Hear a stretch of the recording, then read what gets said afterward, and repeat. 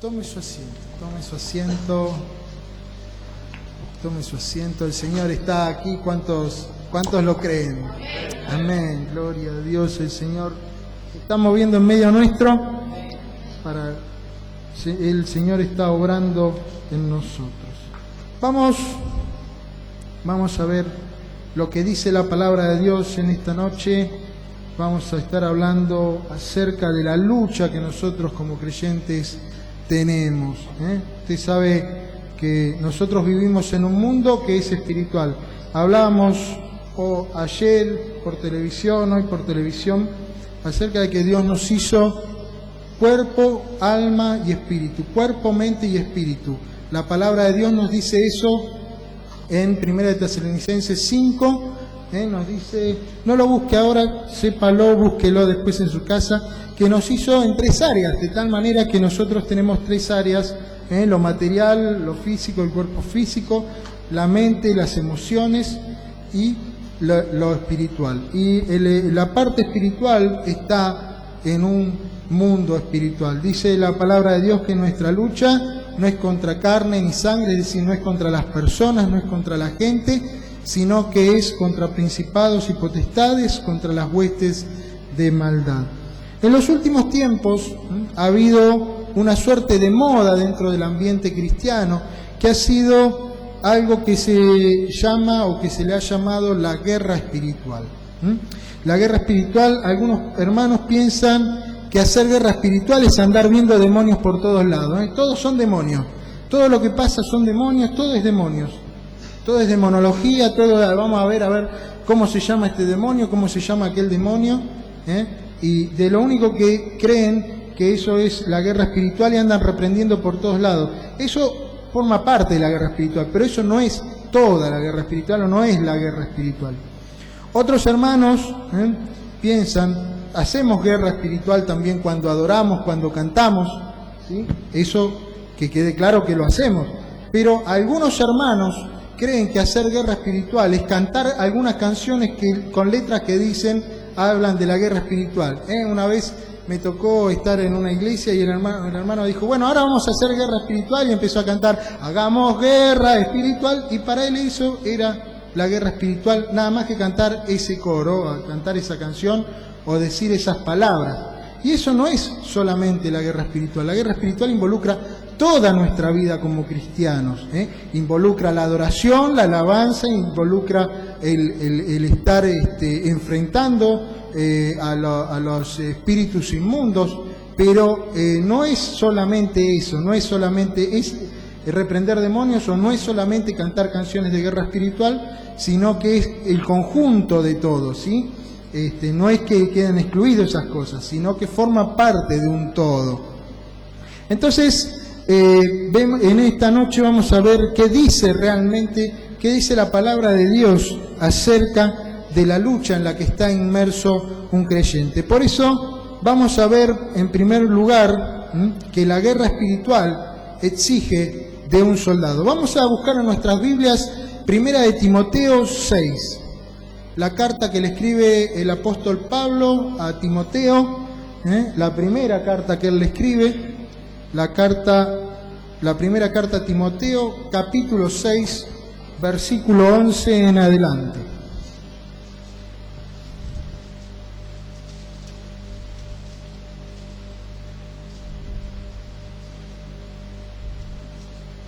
Cuando lo tengan, digan amén. Amén. Bueno, gloria a Dios. Entonces, el apóstol Pablo le está escribiendo a Timoteo. Timoteo es un pastor, es un siervo de Dios, jovencito, es un muchacho, y Pablo como que lo está padrinando y lo cuida, y le manda una carta hablándole de lo que es el ministerio, de las cosas que tiene que hacer en el ministerio, y le dice esto. Fíjese lo que dice en el versículo 11, 6:11 de 1 Timoteo. Mas tú, oh hombre de Dios, huye de estas cosas y sigue la justicia, la piedad, la fe, el amor, la paciencia, la mansedumbre. Pelea la buena batalla de la fe, echa mano de la vida eterna, a la cual asimismo fuiste llamado, habiendo hecho la buena profesión delante de muchos testigos. La guerra espiritual en primer lugar exige un soldado que vaya a esa, que esté en esa guerra espiritual. Es decir, y como vemos en el versículo 11 dice, ¿cómo empieza? Mas tú, oh hombre de Dios. La guerra espiritual implica primeramente definir de qué lado vamos a estar. Vemos que el Pablo le escribe a Timoteo que no es cualquier persona, es un creyente en Cristo y es un hombre de Dios. Se dirige a él como un hombre de Dios, como un creyente en Jesucristo. Mucha gente se cree que puede estar bien con Dios y con el diablo. Yo también en algún tiempo creía como que uno podía estar bien con Dios y con el diablo. Bueno, está bueno esto, está bueno aquello, está bueno lo otro, y uno anda por la vida como si todo está bien. El todo está bien. Esto está bien, aquello está bien, lo otro está bien, todo está bien. Bueno, hay gente que cree que todos los caminos conducen a Dios.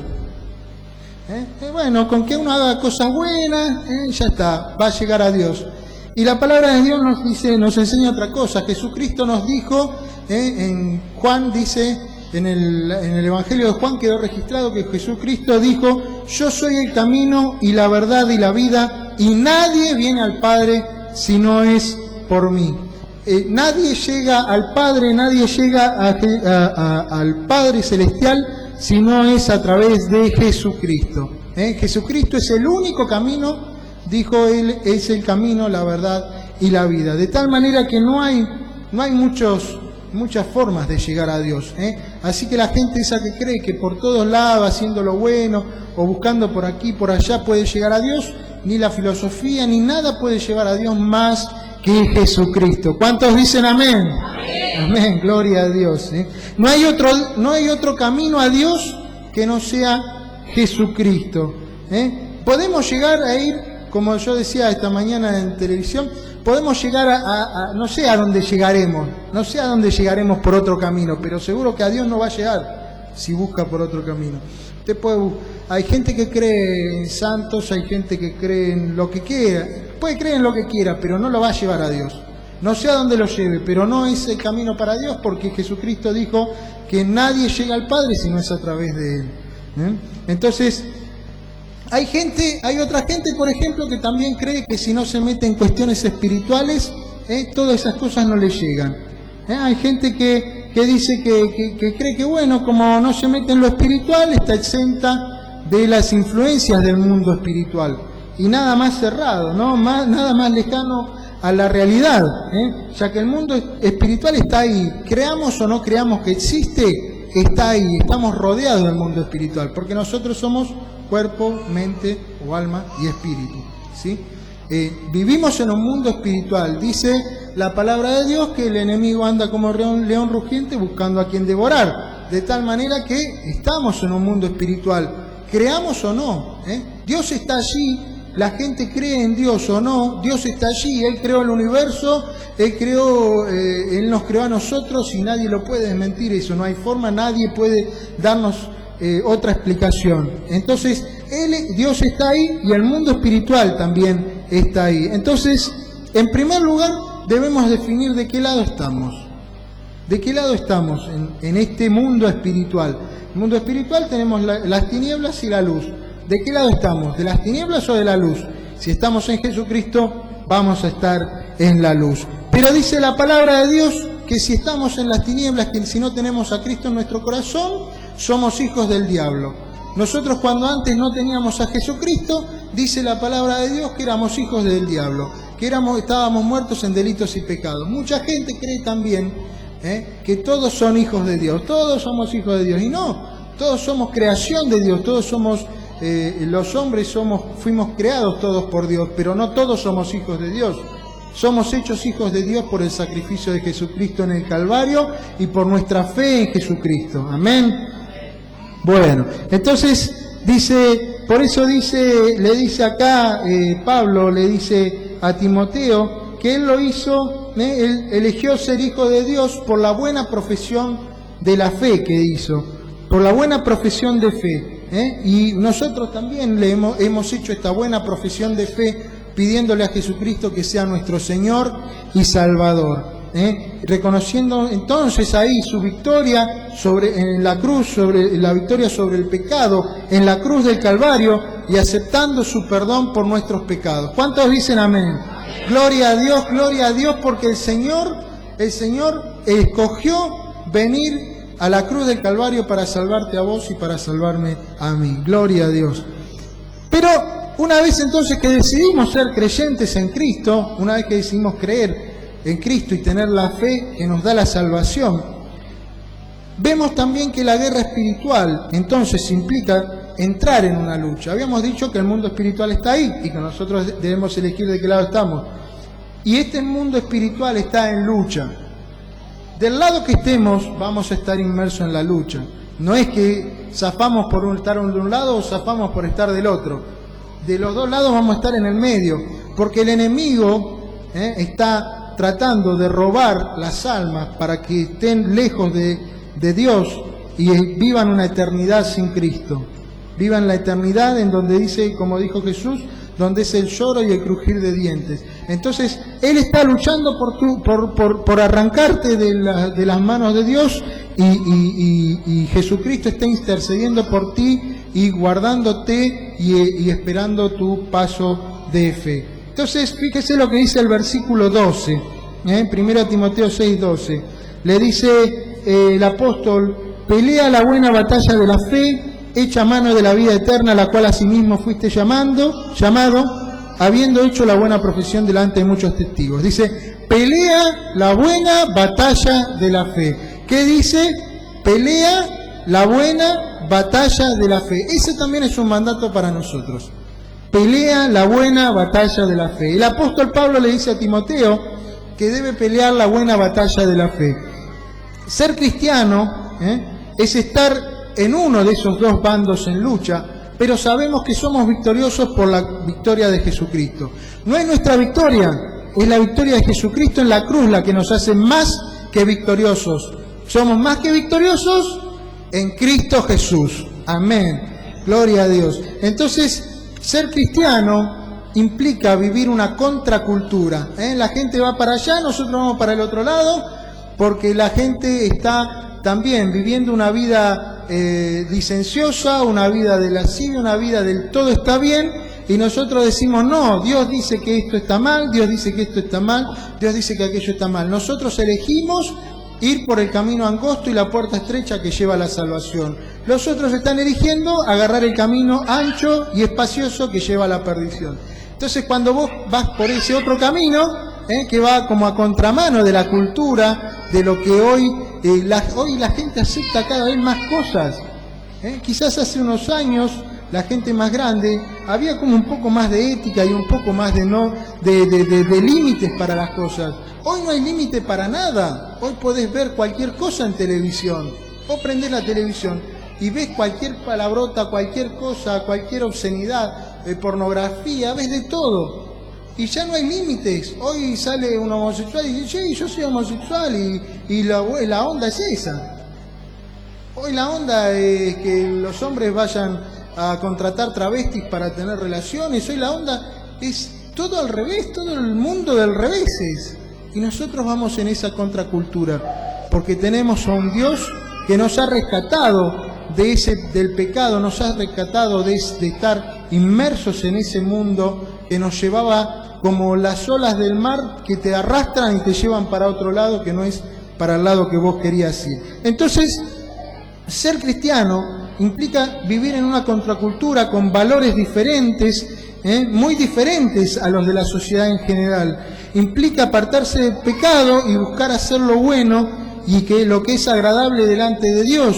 Implica una postura ética, implica romper con la indiferencia de la injusticia, implica romper con eso de que el todo está bien. Entonces, esto implica también que tenemos que tener ideas claras de lo que es la fe en Jesucristo. Tenemos que tener ideas claras de lo que está bien y de lo que está mal. Porque si vos no tenés claro lo que está bien y lo que está mal, podés estar en el error, podés estar haciendo algo que no es agradable a Dios y creyendo que estás bien. Por eso es tan necesario que leyamos la palabra de Dios, que aprendamos lo que Dios dice. La lectura de la palabra de Dios cada día y en oración es tan importante y tan necesaria porque vos necesitas saber lo que Dios espera de vos y lo que Dios dice de lo que es una vida bendecida. Porque si vos estás haciendo lo bueno, Dios te va a bendecir. ¿Cuántos dicen amén? Amén, gloria a Dios. Entonces, esto implica saber y tener claro qué es lo que uno debe hacer y lo que no, ¿sí? Pero esto, déjame decirte, bienvenido al club, esto te va a traer complicaciones. Esto trae complicaciones porque cuando vos decís, no, eso está mal, la gente dice, no, mirá, santulón, o aquello, o lo otro. La otra vez, por ejemplo, surgió en mi trabajo, con mis compañeros de trabajo, el tema de que había quienes hablaban del tema de los travestis y me preguntó un compañero de trabajo, pero el hombre que dice que va con un travesti, pero no es homosexual. ¿Cómo que no? Si se está echando con un varón y la palabra de Dios dice que eso es pecado delante de Dios, que eso es homosexualidad. Un hombre que está con otro hombre es un homosexual. Entonces la gente tiene los valores trastornados, cambiados. Es como que todo está al revés. Y cuando vos decís, no, eso está mal, eso es tal cosa, cuando llamás a las cosas por su nombre, te trae problemas. No, mirá, no le hablamos más. Y no, mirá, y la gente te va a decir muchas cosas de ese tipo, ¿sí? Porque en esta cultura no hay límites y la gente ya está acostumbrada a que todo está bien. Entonces nosotros rompemos con esa indiferencia y lo que es peor, ponemos en evidencia que las personas esas están haciendo lo malo. Y a nadie le gusta quedar en evidencia de que está haciendo lo malo delante de Dios.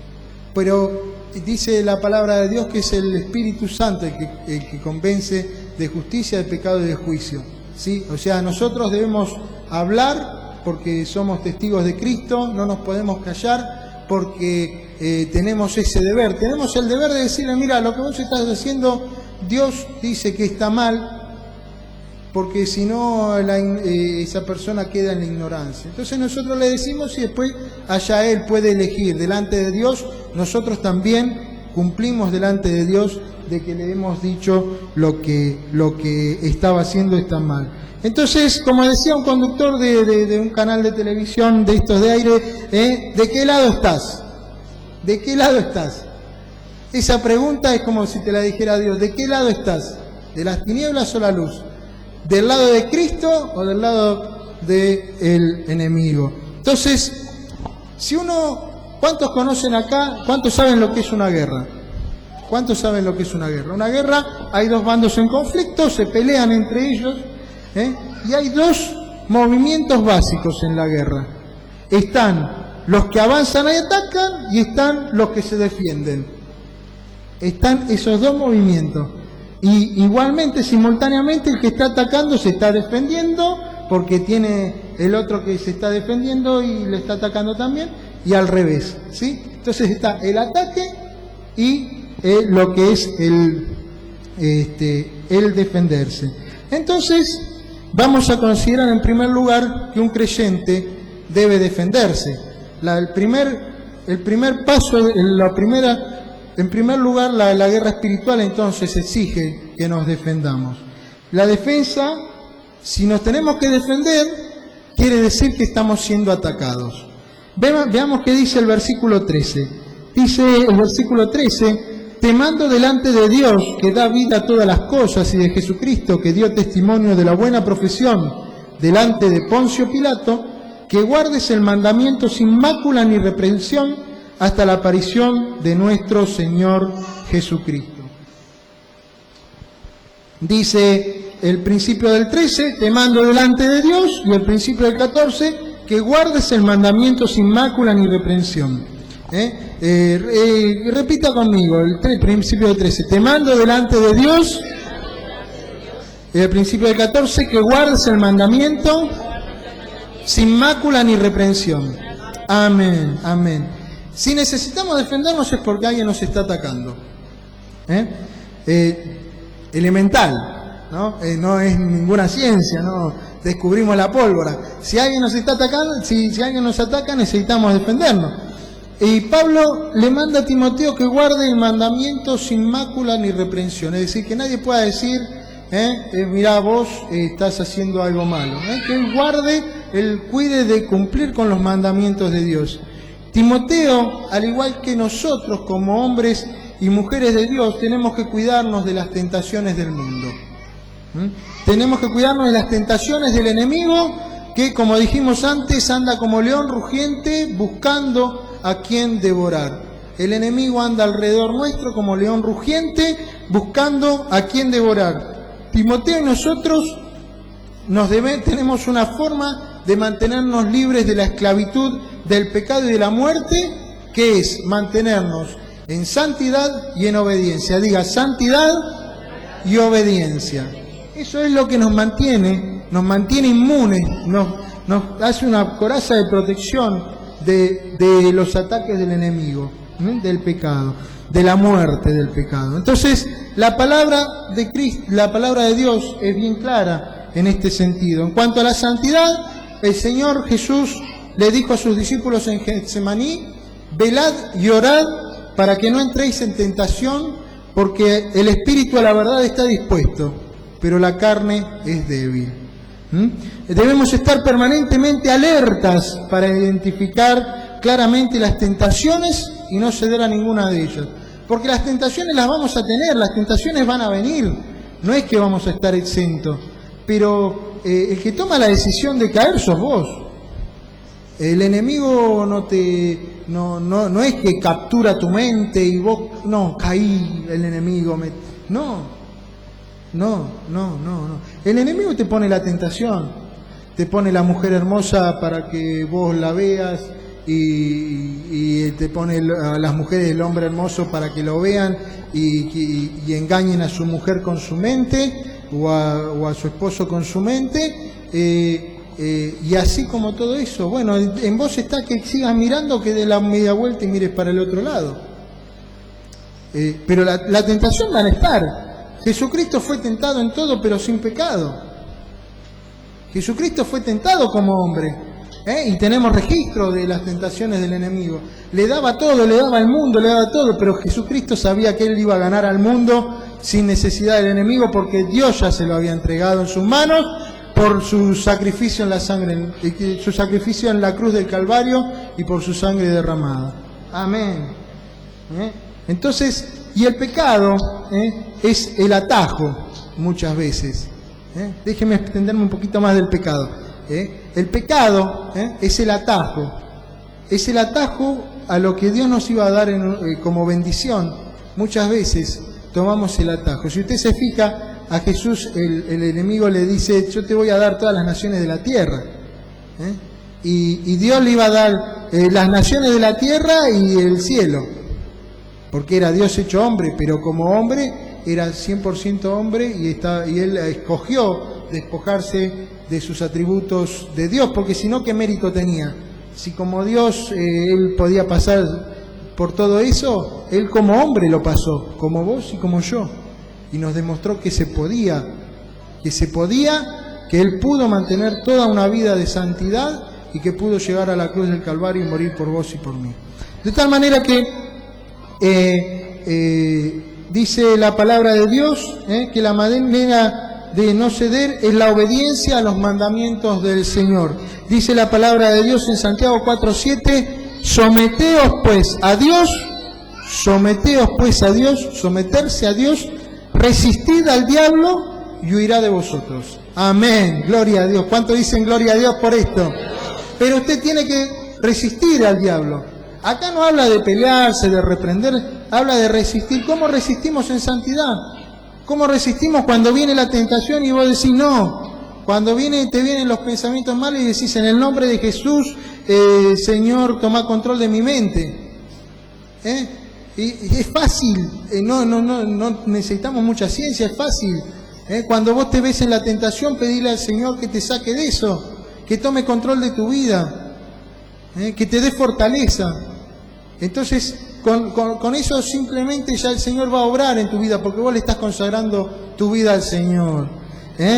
Entonces dice, debemos someternos a Dios, debemos someternos a los mandamientos de Dios, y de esa forma entonces podemos resistir al diablo, que tendrá que huir de nosotros. Gloria a Dios. ¿Qué va a hacer el diablo cuando nosotros resistamos en obediencia? Huir en el nombre de Jesús. Amén. Por otra parte, para resistir también necesitamos herramientas para hacerlo. Y el Señor ya nos dio herramientas para hacerlo. Porque vemos que la defensa no solo implica que uno está siendo atacado, sino que necesitamos armas para defendernos. ¿Sí? Y Dios, el Señor, nos ha dado armas para defendernos. Como hemos visto, el diablo huye ante nuestra resistencia. Pero ¿cuáles son entonces esas armas que Dios nos da para resistir? En primer lugar, necesitamos estar en comunión con el Señor, pasando tiempo buscándole a Él en la oración y en la lectura de su palabra. Necesitamos tener el tiempo devocional cada día en oración al Señor. Esto que en muchos lugares ha caído en desuso. No, el devocional es algo viejo, es algo de ahora hacemos otras cosas. El devocional necesitamos recuperar ese tiempo con Dios íntimo cada día, porque las misericordias de Dios se renuevan cada día. Entonces necesitamos estar con el Señor cada día, porque esto es como si usted a su familia, a sus hijos, a su esposa, a su esposo, lo viera de vez en cuando. No, usted necesita una relación día a día, cada día. Bueno, con el Señor es lo mismo, porque si no nos empezamos a separar del Señor. Necesitamos estar con el Señor cada día. En primer lugar, necesitamos entonces estar en comunión. El Señor Jesús nos dijo en Juan, dice, permaneced en mí y yo en vosotros. Como el pámpano no puede llevar fruto por sí mismo, si no permanece en la vid, así tampoco vosotros, si no permanecéis en mí. Yo soy la vid, vosotros los pámpanos, o las ramas florecidas. El que permanece en mí y yo en él, éste lleva mucho fruto, porque separados de mí, nada podéis hacer. Separados de Dios, ¿qué podemos hacer? Nada. Si permanecéis en mí, sigue diciendo, y mis palabras permanecen en vosotros. Si permanecéis en mí y mis palabras permanecen en vosotros, pedid todo lo que queréis y os será hecho. Gloria a Dios por esto. Es una promesa terrible de Dios, pero usted tiene que permanecer en Él. Esto está en Juan 15, del 4, 5 y 7. Versículos 4, 5 y 7 para los que están tomando nota de los pasajes. Necesitamos entonces permanecer en el Señor, porque separados de Él, nada podemos hacer. Por otra parte, encontramos en el libro de Efesios, vamos a buscarlo, deje marcado 1 de Timoteo en su Biblia y vamos a buscar Efesios 6, un pasaje también muy conocido. Marque ahí donde estábamos y vamos a buscar Efesios 6, 6:10, la armadura de Dios. En algunas Biblias aparece como la armadura de Dios. Acá tenemos un detalle de la armadura espiritual que el Señor nos da para librar la buena batalla de la fe. Dice 6:10, por lo demás, hermanos míos, fortaleceos en el Señor y en el poder de su fuerza. Vestíos, fíjese lo que dice, vestíos de toda la armadura de Dios, para que podáis estar firmes contra las acechanzas del diablo. Vestíos de toda la armadura de Dios para que podáis estar firmes contra las acechanzas del diablo. Porque no tenemos lucha contra sangre ni carne, sino contra principados, contra potestades, contra los gobernadores de las tinieblas de este siglo, contra huestes espirituales de maldad en las regiones celestes. Por tanto, tomad toda la armadura de Dios. Tomad toda la armadura de Dios. ¿Qué tenemos que tomar? Toda la armadura de Dios, para que podáis resistir en el día malo, y habiendo acabado todo, estar firmes. Es decir, en el momento de la prueba, en el momento de la tentación, tenemos la armadura esta puesta y podemos resistir, y cuando eso pasa, seguir firmes.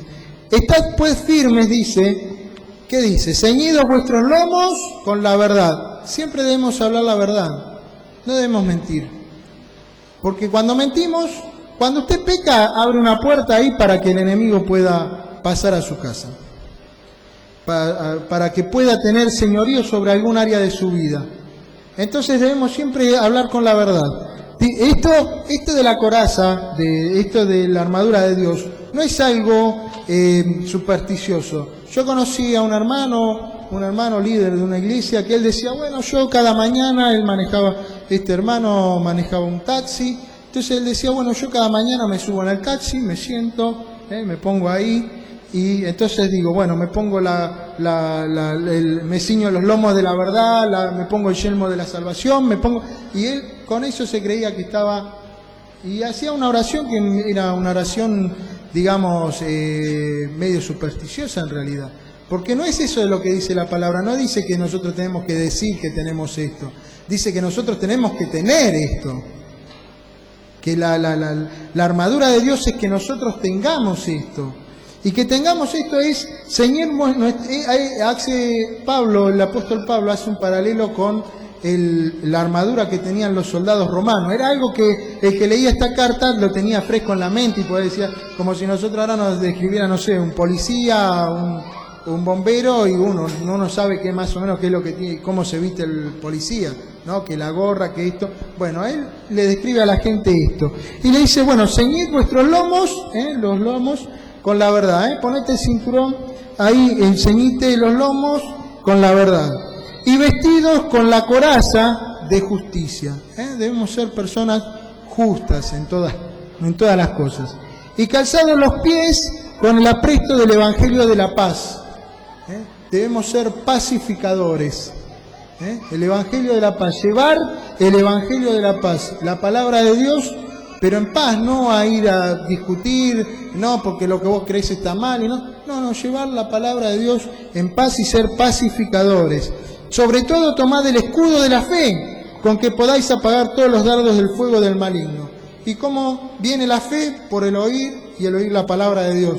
Y esto está dicho en un tiempo donde la gente no podía tener la Biblia bajo el brazo y llevarla como hacemos nosotros, y tenían que ir a que le leyeran la palabra de Dios. Y esto habla en realidad de el estar diariamente leyendo la palabra de Dios y absorbiendo los mandamientos de Dios, y obviamente también escuchar la palabra de Dios, la exposición de la palabra en un culto, en las reuniones, porque también eso es muy importante. No solamente la relación con Dios en lo íntimo, en lo personal, sino también la relación como congregación.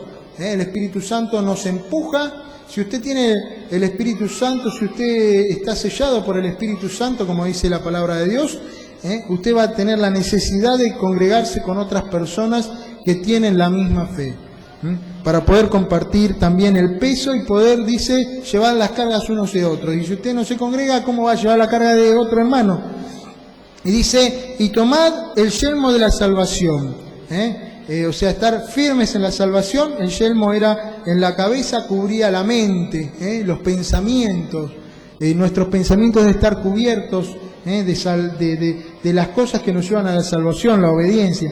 La espada del Espíritu, que es la palabra de Dios, amén. Orando en todo tiempo, con toda oración y súplica en el Espíritu, y velando en ello con toda perseverancia y súplica por todos los santos, por todos los hermanos.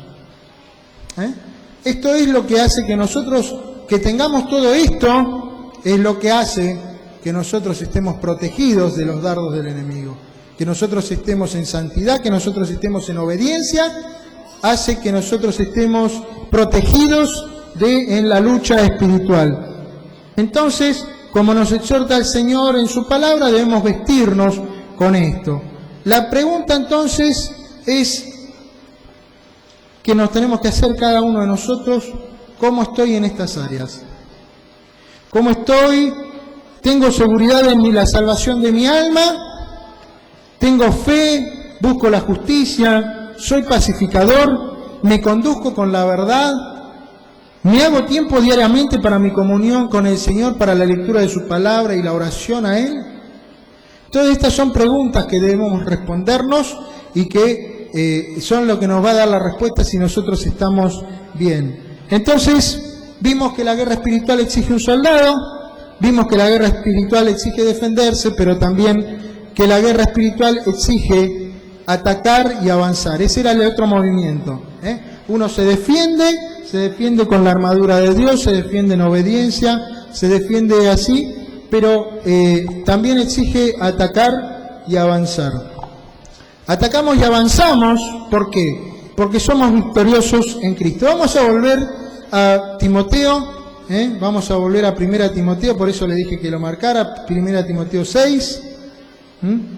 Vamos a ver qué dice a partir del versículo 13 de vuelta.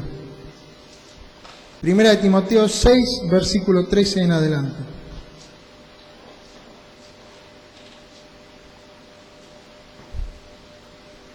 Y déjeme que le cuente solamente un poquito más que es lo que es atacar y avanzar. ¿Cómo atacamos y avanzamos? Atacamos y avanzamos primeramente porque somos victoriosos en Cristo Jesús. ¿Cuántos dicen amén?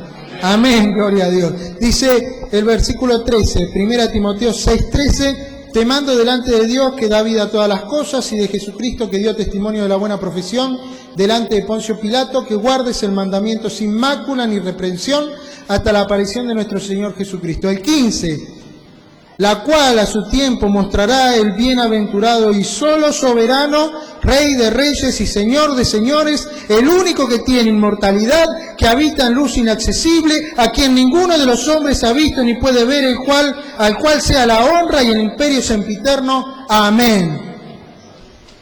El Señor Jesús, dice Pablo, es el único que tiene inmortalidad, es el único, es el solo soberano, es el Rey de reyes, es el Señor de señores, porque Él venció en la cruz sobre el enemigo, sobre el pecado y sobre la muerte. Dice la palabra, dice Colosenses 2:13 al 15, y a vosotros, estando muertos en pecados y en la incircuncisión de vuestra carne, os dio vida juntamente con Él, perdonándoos todos los pecados, anulando el acta de los decretos que había contra nosotros, que nos era contraria, quitándola de en medio nuestro y clavándola en la cruz, y despojando a los principados y a las potestades, los exhibió públicamente, triunfando sobre ellos en la cruz. Gloria a Dios.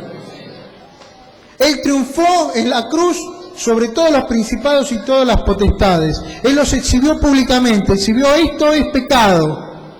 Eso es exhibirlos públicamente. Y usted también puede hacer esa obra. Cuando cuando usted dice eso es pecado. Entonces dice que Él ya los despojó y los exhibió públicamente, de tal que Él ya nos ha dado la victoria. Nos dio la victoria en la cruz. No es nuestra victoria, sino que es la victoria de Cristo en la cruz del Calvario. Es esa victoria la que nos hace más que vencedores. Nosotros vencemos en el nombre de Jesús. ¿En qué nombre vencemos? En el nombre de Jesús, gloria a Dios.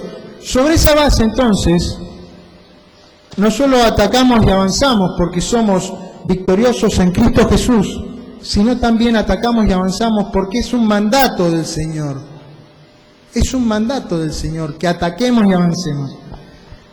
Volviendo al pasaje, recordamos que dice: te mando delante de Dios que guardes el mandamiento.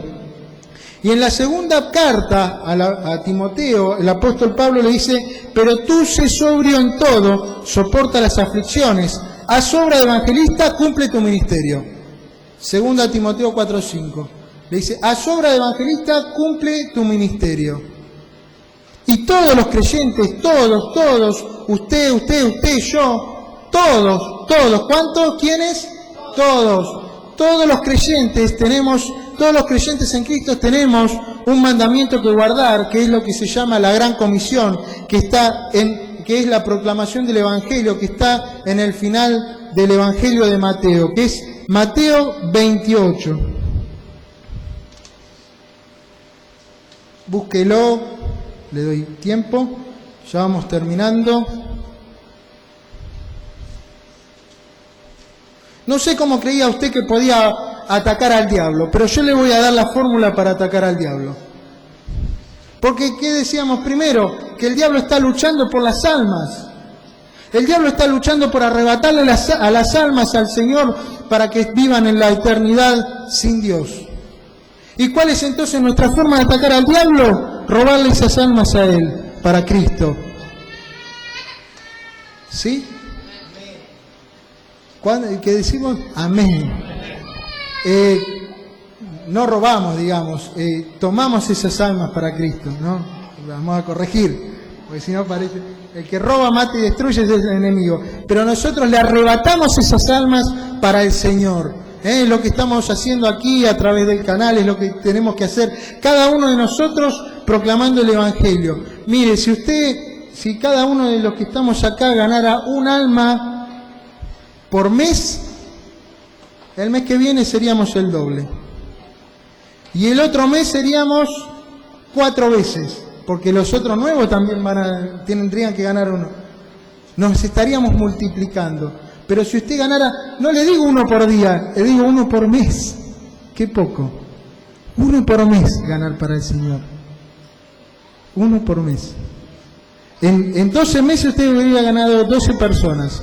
Esta congregación tendría no 12 veces más, porque multiplique 12 por 12, porque esos se multiplicaron a su vez. ¿Entiende? Entonces, el Evangelio y el crecimiento del Evangelio a veces es el problema que tiene es que los creyentes nos callamos la boca. Es que los creyentes no proclamamos el Evangelio, no cumplimos con este mandamiento que es un mandamiento del Señor. Dice Mateo 28 en el 18, y Jesús se les acercó y les habló diciendo: toda potestad me es dada en el cielo y en la tierra, por tanto, id por la potestad de Jesucristo que tiene sobre el cielo y la tierra, por tanto, id y haced discípulos a todas las naciones, bautizándolos en el nombre del Padre, del Hijo y del Espíritu Santo, enseñándoles que guarden todas las cosas que os he mandado, y he aquí que yo estoy con vosotros todos los días hasta el fin del mundo. Amén. El Señor prometió su presencia con nosotros cuando nosotros vamos y proclamamos la palabra. ¿Usted quiere que la presencia de Dios se manifieste en su vida, que los otros puedan verla y sentir que usted es un hijo de Dios, un hombre de Dios, una mujer de Dios? Bueno, tiene que predicar el Evangelio. Tiene que predicar el Evangelio. Una forma es, obviamente, si usted no se anima, ¿cómo predica el Evangelio? No necesita ser un doctor en teología, no necesita conocer toda la Biblia.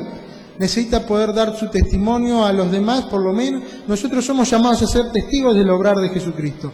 De tal manera que usted puede predicarle a otros compartiendo el testimonio de lo que Dios hizo en su vida. Simplemente eso es más poderoso que quizás cualquier discusión teológica. Cuando usted le dice: Cristo cambió mi vida, hizo esto, yo estaba así y ahora estoy así. Cristo hizo esto en mi vida y lo puede hacer en la tuya, si le entregas tu vida. Eso es todo lo que tiene que decir. Usted tiene que rebobinar y recapacitar a ver cómo estaba antes de estar en Cristo y cómo está ahora. Y con esos dos contrastes le puede contar a otra persona lo que Dios hizo en su vida. Y si recibió un milagro de sanidad, gloria a Dios, más poderoso. Si usted recibió prosperidad, usted recibió una bendición especial, específica, un milagro de Dios, gloria a Dios, porque va a tener un testimonio más poderoso. Y aparte, ¿qué más poderoso que su vecino, su compañero de trabajo, su amigo, que ve el cambio en usted, que lo conoce antes y que sabe cómo está ahora, que puede ver en usted una sonrisa del gozo del Señor, aunque usted esté pasando por determinadas circunstancias que no son tan agradables y que quizás a otro lo tenían sumido en la depresión? Usted, porque está en Cristo, tiene gozo, tiene alegría. Usted sabe, porque tiene la confianza en el Señor de que Dios algo va a hacer. Y cuando usted tiene esa confianza, tiene otra forma de enfrentar la vida. Y cuando tiene esa otra forma de enfrentar la vida, la gente dice: quiero eso. Pero para llegar a eso, para llegar a tener la fe que apaga los dardos del enemigo, tiene que leer la palabra de Dios.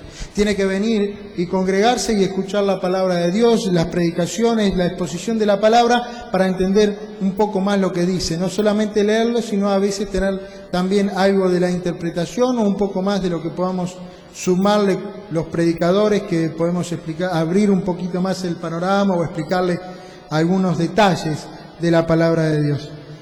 Si usted entonces quiere atacar a los demonios, la manera apropiada no es andar reprendiendo, porque dice que tenemos que resistir, no que andar buscando demonios. ¡Guau! Ya, te reprendo en el nombre. No dice la palabra de Dios que tenemos que andar haciendo eso. Dice que tenemos que andar evangelizando.